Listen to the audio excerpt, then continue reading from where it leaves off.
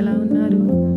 ఈరోజు వీడియోలో టేస్టీ దోసకాయ పప్పు ఎలా చేయాలో చూద్దాం. నేను మీకు షేర్ చేయాలని అనుకుంటున్నాను. హోమ్ స్టైల్లో దోసకాయ పప్పు, ఎటువంటి హోటల్ స్టైల్ కాకుండా నేను ఇంట్లో ఎలా చేసుకోవచ్చో చూపిస్తున్నాను. చూడండి ఇంగ్రీడియంట్స్. ఫస్ట్ ఆనియన్ తీసుకోవాలి, గ్రీన్ చిల్లీ తీసుకోవాలి, మీకు ఎన్ని కావాలంటే అన్ని తీసుకోవచ్చు. దోసకాయ తీసుకోవాలి, పోపు, మినప్పప్పు, జీలకర్ర, mustard seeds, salt, chilli powder, cut చేసుకున్న దోసకాయ ముక్కలు, చిన్నులపాయి, ఆనియన్స్. నేను అన్ని ముందు కట్ చేసి పెట్టుకున్నాను సపరేట్గా. నెక్స్ట్ నేను ఒక గ్లాసు కందిపప్పు తీసుకుంటే ఒక గ్లాసు కందిపప్పుకి 3 గ్లాసులు వాటర్ పోసుకోవాలి. మీరు ఏ గ్లాస్తో అయితే తీసుకుంటారో ఆ గ్లాస్తో మీరు ఒక గ్లాసుకి 3 గ్లాసులు తీసుకోవాలి. నెక్స్ట్ నేను కట్ చేసుకున్న దోసకాయ ముక్కలు యాడ్ చేశాను. కట్ చేసుకున్న ఆనియన్స్ని హాఫ్ వేసుకున్నాను. హాఫ్ తర్వాత పోపు పెట్టుకున్నప్పుడు యాడ్ చేస్తాను.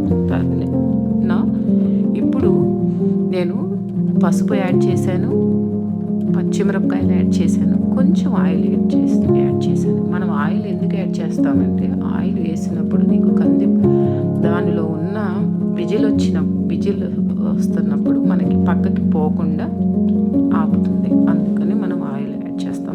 నెక్స్ట్ నేను కడాయి పెట్టుకొని ఆయిల్ యాడ్ చేసి ఆయిల్లో పోపు వేసాను. పోపు, చిన్నులపాయలు బ్రౌన్ కలర్లో వచ్చినాక ఉల్లిపాయలు, కట్ చేసుకున్న ఉల్లిపాయలు యాడ్ చేశాను.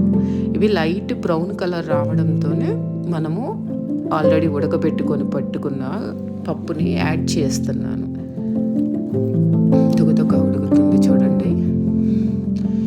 దాన్ని మళ్ళీ మనం తిప్పుకుంటే తుగతుక అనేవి తగ్గిపోతుంది.